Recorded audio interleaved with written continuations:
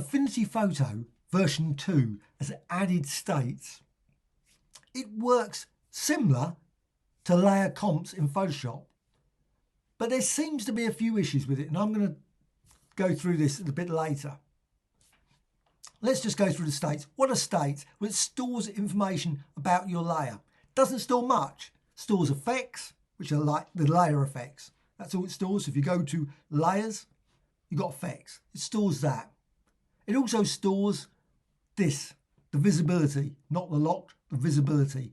Doesn't store position, doesn't store the color, doesn't store any layer sort of filter effects, all those sort of things not stored.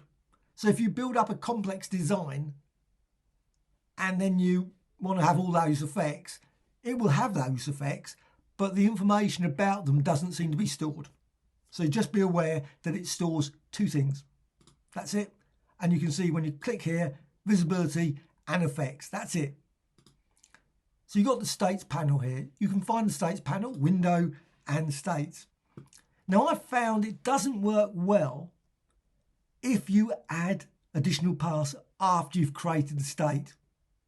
I don't know why. Maybe it's me. But what happens if you create another path afterwards and you update? It seems to ignore it. It's weird. So be aware that it works well if you build up your design, you create a complex design, and then you add the state. And you can add the state by just going down here to the plus, not using this. Smart states, that's a little different, but I'm going to go with this state, add a state. And you can add states for these two, just those two. As soon as you start building up these states and you introduce another design, say text or a star or some other design, it doesn't seem to store that information. It just seems to completely ignore it. Nor does it update the thumbnail. It's got the thumbnail here, but it stores it just at the point when you create it. So be aware if you go and update it. So if you got this one, you can apply the state by just going here. So I'm just click here and that applies state. And you can see this apply all the way down. So I've got these ones that I've built up earlier. And you can see, I just click here and it builds them up like that. So that one, now you can't move from state to state to state. There's no moving through feature. Be nice if that existed as well. But say you want to change things, you've got the option here. Say you update, say this design. And you can update it by just going here, say the effects, because that's what it stores. Click effects. And maybe you go and add outline. It's just to add an outline there. Now, if you go to another state and start working with that, this information is lost. So you always, if you want to store it, click here to update it. So click here, update it. So if I go to this state now, the second state, click here, and you can see it goes like that, and you go through it as before. You can see all the various state information. Now click this one, it puts it as I've stored it. But if you introduce another, say a star design or something else, that doesn't seem to remember it. Not very well anyway. It remembers it exists, but it doesn't seem to update the information. It just keeps it all the same, which is very odd, nor does it update that there. But you can see here it updates it. So it updates this when it updates just the two shapes that you created right at the start. It's fine with that. But if you add a star to that design and then update this, it ignores this. It doesn't seem to matter. Just making aware of the thing. So you build up your states and then work from there. So let's just go through. So you go here and you can delete them as well. So let's just delete them all. So let's just go through and delete every single one. Start afresh. But I wanted to point these issues out with the states. So you've got this design. And now I'm going to introduce a star. And I can also introduce some text. So artistic text, just to show that it works with text. Now it doesn't store, unfortunately, text, changing of text. That would be really good as well. It's stored that.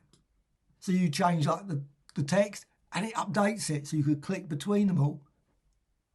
That would be brilliant. I think it's a great idea, states, but the implementation just could be just that slightly better, and it'll be amazing. So states. Let's just go down here and plus. So what it does, it will store all the information for the visibility and effects here. Stores that, that's it. So plus, and give it a name. And I'm just going to go with state 1. Very original, state 1, or state. Oops. Cancelled.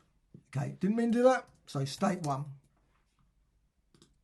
Okay, stored it away. And you can see it gives you a little thumbnail. And it gives you a little icon there, very nice.